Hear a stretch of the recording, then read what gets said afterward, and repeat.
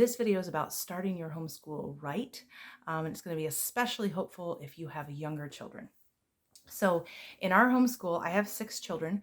So I've been streamlining different systems and methods for years so that my homeschool was scalable, because what you do for one child, if you just have one child, is really different than what you have the capacity for with 6 children. So you have to make sure that everything you're doing is very efficient, that there's multiple levels of learning happening, that multiple children can learn at one time when you're teaching a lot of children.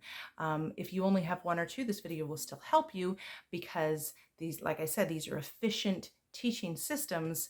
And so this can help you get your homeschool done in just a couple hours a day, which is actually all I spend officially homeschooling. But you'll see how we incorporate learning through our entire day. And that's also what is so important for new homeschoolers to be aware of, is that there's so many learning opportunities all day long. And all we have to do is just capture them, just draw them into us and make the most of them. So in our homeschool, we focus on the 3 R's, which is so silly because they're not really R's, but reading, writing, and arithmetic, which is the old-fashioned word for arithmetic is the old-fashioned word for math.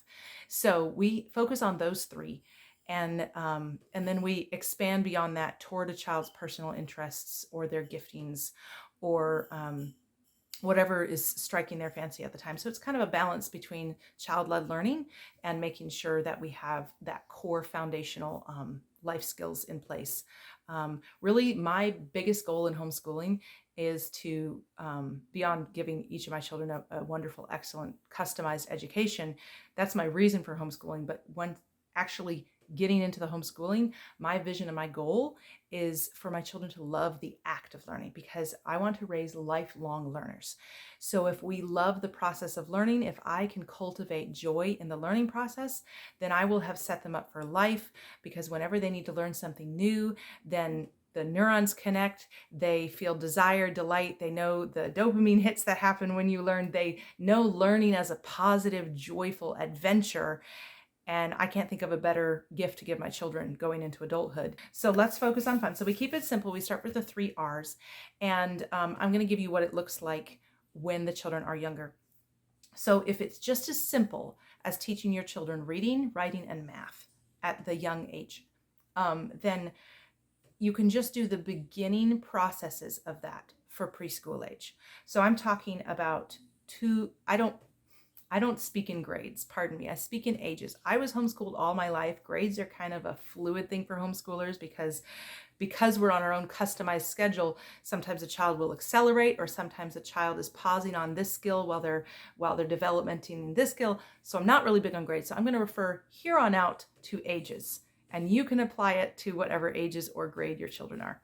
So for the ages of 1, 2, 3, it's about cultivating that delight in learning new things and really practicing the skills that will lead to reading, writing, and math. Okay, so what that looks like for reading, at 1 and 2 and 3, I am making sure that I'm reading books aloud to them so that they can practice the skill of sitting still and listening to a teacher. Not because they're going to spend hours and hours in the classroom. That's not my goal. But there's a lot of wealth to be had in the reading of good books. So I want them to learn to sit still and focus. And so this is a time when a child's attention span is naturally expanding. And so I'm going to harness that and sit down and read a book with them. And starting with colorful picture books with very little text, but moving up to where they can sit down for, a whole chapter of a chapter book as they're 3 and 4 and 5.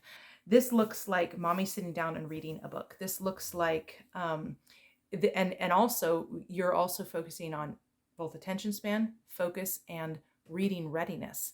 So that's familiarizing them with the idea that when you open up a book, there are words there. And if you know how to read the words, then you can read the story.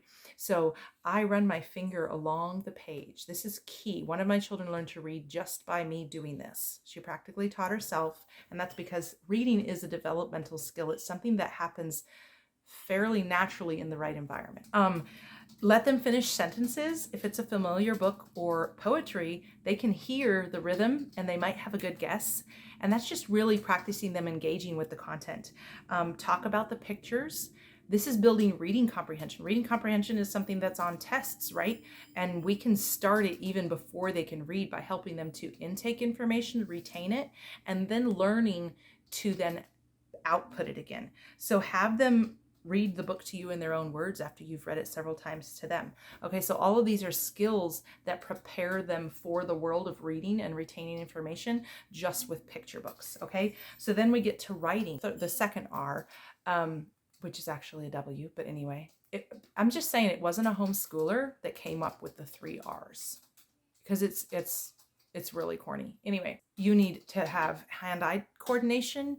You need to have awareness. You need to have excellence. You need to have attention to detail. We can practice all those things even before a child has the comprehension of a letter. Hand-eye coordination, building with Legos, doing puzzles, building block towers, lining up cars or animals. These are all things that your 2 and 3 and 4-year-old child, or even 5 and 6, depending on where they're at in their own natural development, should be spending hours doing, because it's actually so good for when they start writing. Coloring, painting, tracing. When your child starts to pick up the pencil or the pen or their crayon the way you do, when they transition from coloring like this to trying to hold it more like a pen, that's when you know they're ready to practice writing. If you try to force it before then, it can be too much of a burden for them, right? Talking about letters and their names and their sounds. Okay, this is right up there with reading. Help them to explain that letters, each of them has their own name, but they also have their own sound. And it's really more important for a child to learn the sounds of the letters than their names. So, when a child learns their ABCs, that's cool, but that's just the names of the sounds, and that's confusing. So my children learn the letter G as G. So they learn A, B, K, and they meet letters by their sound rather than their name. Okay, so those are ways that you can develop writing readiness. I always let them have pencils, washable markers, access. We have access to that, so that anytime they feel the urge, they can write, because that's what I want as a 10 or a 15-year-old, is for them to feel fluidly able to take a thought they have that they want to put on paper and put it on paper. And so we're practicing that now. So when they have the urge to draw or to write, they have access to that and they can do that.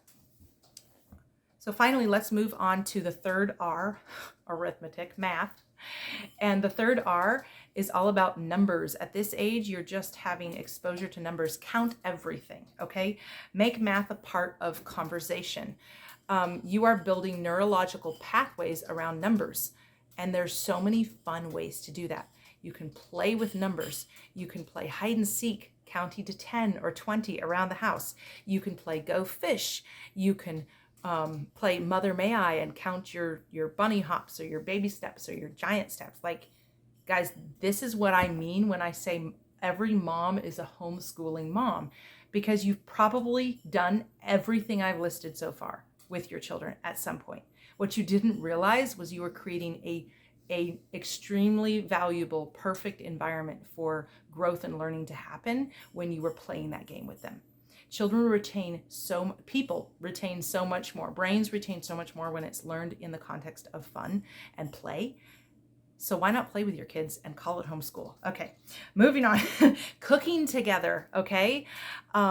Lots of counting and numbers, and satisfaction comes when you're adding, okay, this needs 3 cups of flour. 1, 2, 3. Kids love, I've never met a kid that didn't like measuring flour and dumping it into a bowl and then stirring it. And that, my dear, is math.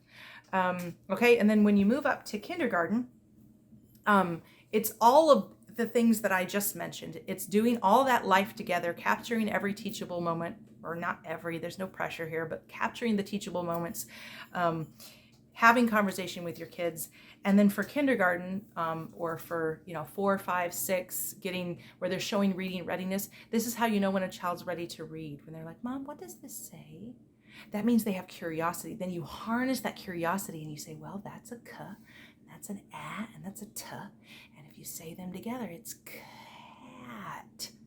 That was the first word that I read. I can remember the day I learned to read. I remember that my mom was teaching me letter sounds for several weeks. And then one day it just clicked.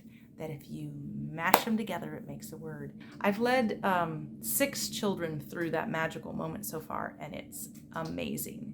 I'll share my favorite resource for when they're showing reading readiness. Teach your child to read in 100 easy lessons. It tells you exactly what you say, and it teaches your child one sound at a time, and it's in these little 5-minute lessons, and you can literally do the lesson in 5 minutes. Your reading lesson is done for the day, and it very slowly, sequentially builds until your child understands how to read even very large words. It's phonics based, and I've used it for every single one of my children, which surprises me because I actually believe in if it's not working, then find another tool. That's my personal homeschool curriculum philosophy. But this worked for everyone. It's just they were different ages when they were ready for it. Okay, that was key. That was key. If it wasn't working, they weren't ready for it. So that's what I do once they're showing reading readiness. Once they show an interest in decoding words, then I'm going to start equipping them and giving those tools. But I wait for their curiosity in that area. And they will show. Every child goes where, you'll see them where they're trying to read a book themselves, or they're making up the words. That shows this desire. And when you have the desire and the curiosity, harness that and take that forward. And that's what you can do reading lessons with. At that point, they're ready to do school.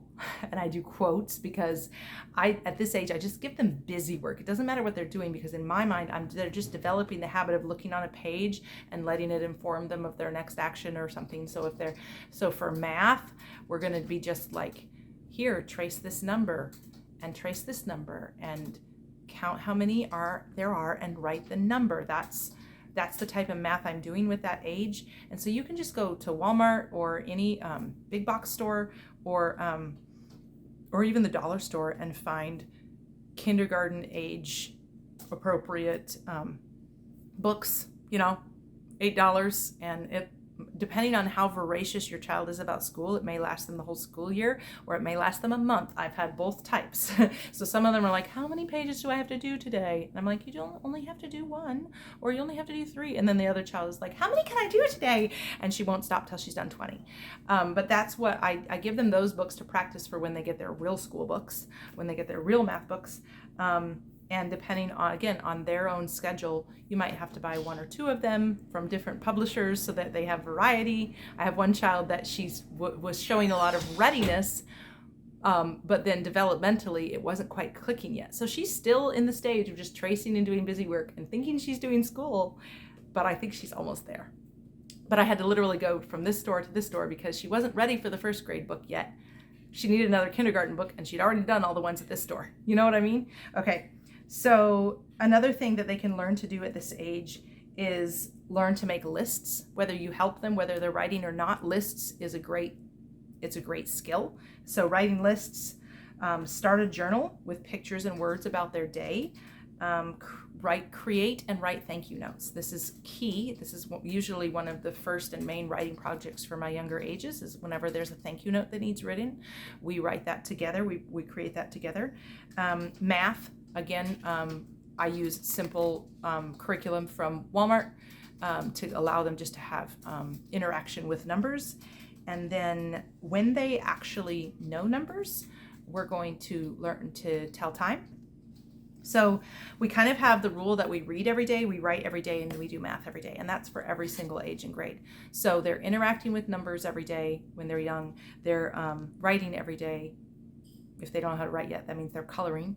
And they're reading every day. If they don't know how to read yet, that means I'm reading to them. Next, I'm going to share with you just a few more of the things that we do on a daily basis or a weekly basis, the weekly and daily rhythms that we have that are super educational for our children, that if you're new to homeschooling, you might not realize how valuable they are. And so you can be incorporating these things and knowing that you're giving your child a rich education, even as you're simply living a beautiful life. If you like this video and you want more information on creating a love of learning in your home, just click the link below. It'll take you to my website where you can download my list of top tools for creating a love of learning in your homeschool. See you in the next video.